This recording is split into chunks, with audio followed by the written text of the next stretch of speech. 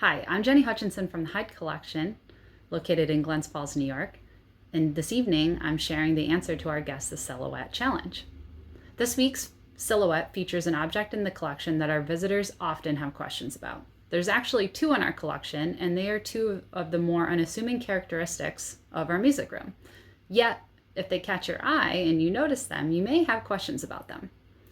I too have to admit it took me some time to take notice of these objects, and it took one of our Ask the Experts cards that we have available for visitors with questions about the collection of art for me to notice them and do some research about them. Are you ready for the answer? This object is a Pinecone statue, and we also have a Pinecone base. Both are located in the music room. Often, given the similarities in symbolism and the look of this shaped vessel, it can be mistaken for an artichoke. Like an artichoke, the pinecone is a symbol that relates to a prosperous relationship and is often given as a good luck charm to a newlywed couple. Like the artichoke, it is not uncommon to find this symbol on objects throughout a household. You could find the symbol of a pinecone on a bed frame, chairs, or other furniture. It may be found on moldings throughout a room. It could be on a balcony, or other decorative objects like this vase. The pinecone is a symbol from the ancient world dating back to ancient Babylonian and Greek cultures.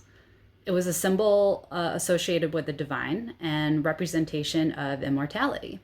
This came to be due to the inherent nature or shape of the structure of the pinecone being egg-like or an egg-like form. And this lends well to themes associated with the creation of life. It also has an abundance of seeds that it generates. Therefore, the abundance of seeds lends well to the abundance of life and its ability to regenerate and carry forward life. Therefore, that's where the immortality kind of piece comes in. The pinecone, for this reason, can also be associated with fertility. It is also the fruit of the evergreen tree, and the evergreen tree is regarded as a spiritual symbol of immortality as well, because it remains green during the coldest winter months or cold conditions. You may be also surprised to learn that the pinecone is associated with the pineal gland, and that's a gland located kind of at the central location, kind of back part of our brain. The pineal gland is named after the pinecone. The pineal gland is linked to our body's perception of light and manages our circadian rhythm and sleep patterns. Therefore, it can be regarded as our biological third eye. And in some religions and cultures, it is also an icon of enlightenment and may be regarded as the enlightenment epicenter of our bodies. Part of this attribution is also due to the spiral-like shape of the pinecone. So if we take the pinecone and we kind of direct it towards ourselves, we'll start to see the scales kind of move in this kind of interwoven spiral-like shape. And this spiral is known to complete what's called a Fibonacci sequence. Well, you may be wondering what that is, so I'm going to explain just a little bit about it. The Fibonacci sequence is also known as the golden spiral, which is probably a term that you're probably a little bit more familiar with. And it's a sequence or pattern that remains in place no matter its scale. So when found in nature, for example, it could be the size of our pinecone, or it could also be the size of a galaxy. The Fibonacci sequence has been honored throughout human history. In particular, the Italian Renaissance. During the Italian Renaissance era, the Fibonacci sequence was heavily revered for its kind of symmetry and was also linked to divinity in this way, in that its shape could be found in nature and was scalable no matter, or the sequence would remain the same no matter its scale. The symbol of a pinecone finds meaning throughout different cultures and throughout human history. It has been found in ancient Egypt, Greece, and Roman cultures. It also finds sacred meaning in different religions, such as Hinduism and Catholicism. Within each point, there are similar characteristics and interpretation derived from the shape and life cycle of a pinecone. Now that I've talked quite a bit about the symbolism of a pinecone, now let's talk about the specific ceramic vessel itself. It was a little bit hard to track down information on this. It is a unique shape, and it's also a unique form. And there's a couple things that kind of make it a little bit hard to track down information about. So for example, though beautiful and likely a treasured object by our founders, Lewis and Charlotte Hyde, given it's more decorative and the fact that it's a functional object of the household, it's not necessarily something of focus, especially when you're comparing it to world-revered artworks such as Rubens or Raphael. So it's one of those more unassuming kind of parts of a household. The other thing that lends to this less focused kind of component of finding information is that this type of pottery also has a more showy counterpart within the genre of Majolica pottery. And that's pottery that's recognized for its extremely beautiful and colorfully painted scenes and patterns. So these ceramic forms have like a white background and then these beautiful kind of painted scenes. And you may find these on plates, cups, statuary. It can really be many different objects in the household. And I'm sure, with a Google search, you'll recognize these objects as well. Majolica pottery is also produced in mass form, so there's many of these objects, and they would have been found traditionally in more formal households because they could be a little bit more expensive. So you would definitely have to have an atmosphere in which you want to kind of show such items.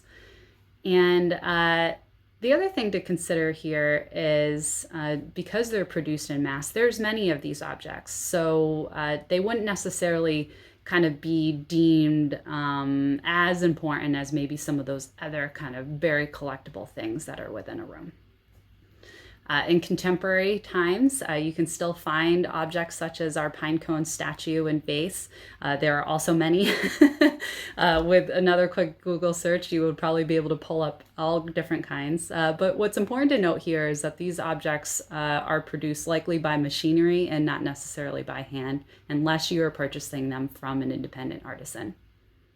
Now let's talk a little bit about how this object could have been made.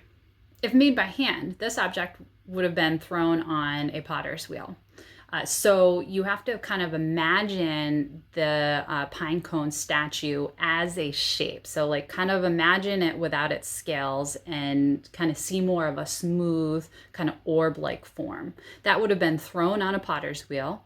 So that's where a potter is kind of there's like a spinning platform, and then the clay is shaped into these forms using potter's hands. And then a second form would have also been created to create the foot of this object. Then both the orb-like shape or vase-like shape and the foot of the object are sandwiched together. Now for the scales, the potter would have added these by hand, or would add these by hand. So they would take pieces of clay and then they would kind of pinch them along the outside. They could have started with a preformed shape that then is applied to the outside. But in general, each of the scales would have been applied by hand. So all the way around the form, all the way to the top. After the scales are applied, then the form would be baked, or as we say in the artistic world, bisqued. And that's when it's fired in a kiln and converted to glass. Next, a glaze is applied and it is fired again. However, specific to these forms, they're referred to or described as a tin glazed earthenware. So what that means is there's a opaque white underglaze that's applied to the entire surface of the object, and then there's an overglaze that adds the color to the outside. So in this case, it was a blue for the statue, and then it was kind of a brownish metallic color for our Pinecone vase. This relates in particular to Majolica pottery, because that's how a lot of that pottery is made, is first with this opaque glaze and then painted over the top. One of the reasons why you would find it with an object such as this is because that overglaze kind of nicely nestles into the crevices of the ceramic form. So really highlights kind of the texture of the object.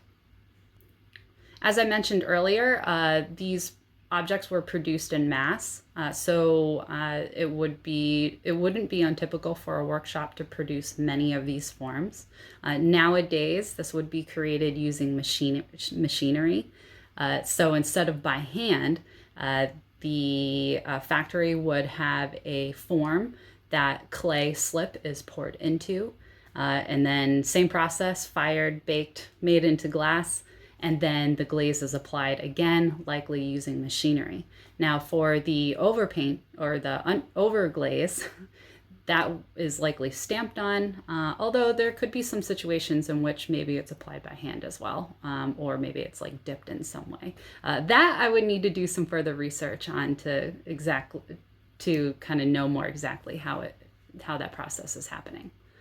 So there we go. We have our answer to our next Guess the Silhouette. I'm looking forward to meeting with you all next week, and I'll have a new Guess the Silhouette challenge for you to interact with. This will be posted on our Facebook page, and then again at 5 p.m. I will reveal the answer. So I hope you have a wonderful rest of the week, and maybe I'll see you next time. Bye.